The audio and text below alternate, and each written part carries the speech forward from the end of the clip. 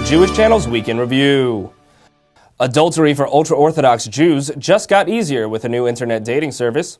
Bobby Flay throws down with kosher chef Jeffrey Nathan and matzo ball soup. Netanyahu takes office, so what now? And dozens of rabbis call for an end to Passover price gouging. Hello, and welcome to the Jewish Channel's Week in Review. I'm Stephen I. Weiss. Bibi Netanyahu took office this week, and the topic on everyone's mind is how his administration is going to deal with the Palestinians.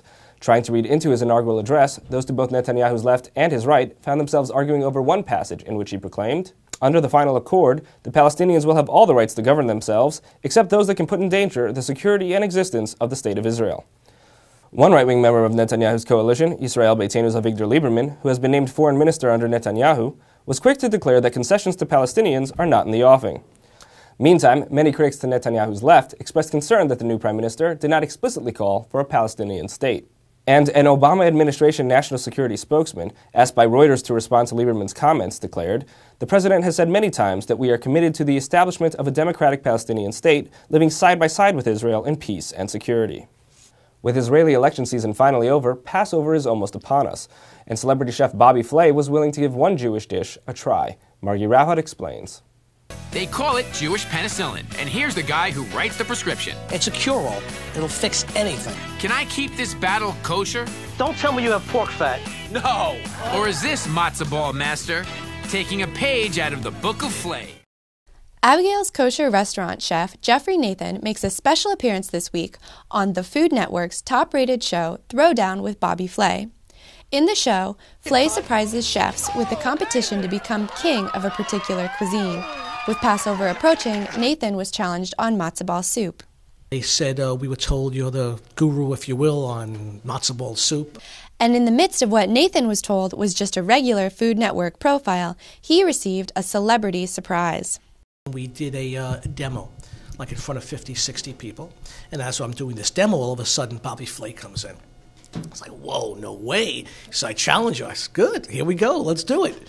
You know, I was just in the neighborhood. It's a perfect day for matzo ball soup. So what do you say, a matzo ball soup throwdown? All right. You ready?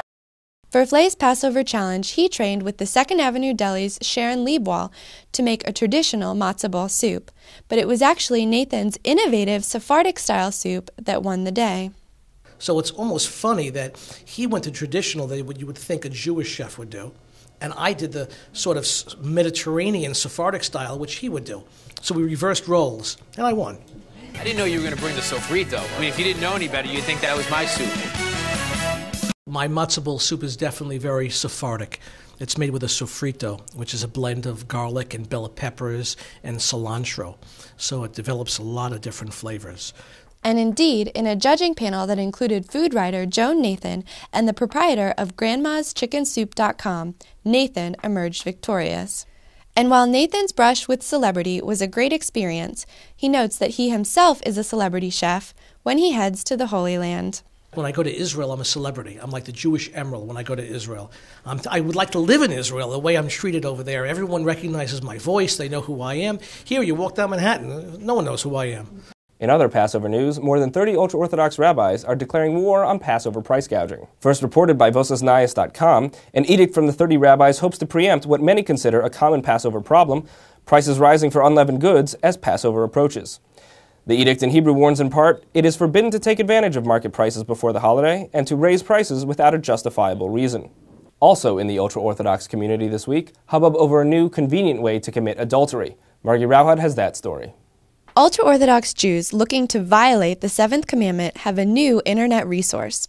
Shandy.com is a website designed specifically for married Orthodox men and women looking to have extramarital affairs. The New York Post's Ruvain Blau broke the story and spoke with the proprietor of Shandy.com, who wasn't available for an on-camera interview. He indicated that he started the website because he was in different chat rooms and it was running into Orthodox people who were looking to to cheat on their spouses. The site is merely the result of many years of less formalized internet postings that aim to achieve similar results. Craigslist, a site where many go in search of sex, has seen its fair share of postings requesting from or Hasidic extramarital partners. people in the community know it's sort of like an open secret that, there's constantly like different posts on Craigslist, and sort of the institutional response to that has been, well, that's an isolated person, or it might not really be somebody who's religious. And I think this website sort of highlights that, wait a minute, like this actually might be more of an issue, than the individual case. Other venues for online Orthodox escapades include message boards and email lists, like the Yahoo group FromSex, which has grown to more than 3,800 messaging members since the year 2000 and generates hundreds of emails a month. Shandy.com takes a different approach, going for the style of typical online dating sites. Sort of like the JDate version for married people. And it's not the first internet site to do so. AshleyMadison.com has become famous for having its advertisements banned, most recently in Times Square. And the New York Post story on Shandy.com has generated a controversy of its own.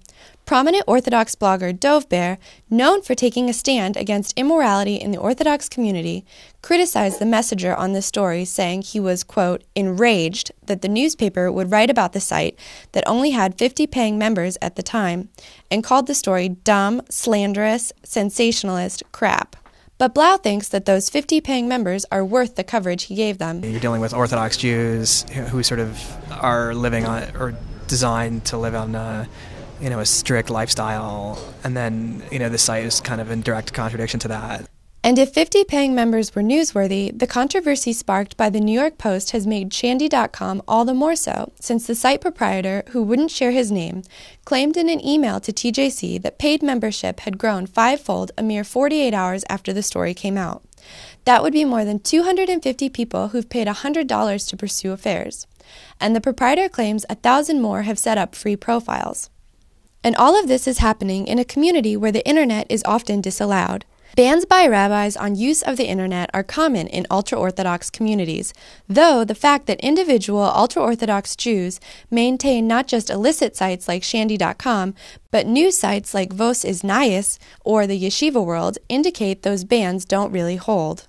And where bans on the internet were generated to keep ultra-Orthodox Jews from objectionable content as simple as heresy, it's likely that no ban considered the possibility that a site would be set up explicitly to allow ultra-Orthodox Jews to violate the seventh commandment. And it is almost certainly the case that 250 ultra-Orthodox Jews would have a much harder time setting up an affair if they didn't have access to the internet. But even without Shandy.com, Blau says infidelity within ultra-Orthodox communities deserves attention. On other stories that I've worked on, I've talked to people, I've talked to people in the Human Resources Administration in the city, and they've told me that they get cases of women, Hasidic women, who come in and that have STDs, and they're getting it because their spouses are having it, like sleeping with prostitutes and passing it on. And I mean, if I'm hearing this from people like in that community, in the welfare agency community, telling me that this is like a common occurrence. I mean, I don't know the statistics obviously, and I don't even know if there are statistics that kind of monitor that.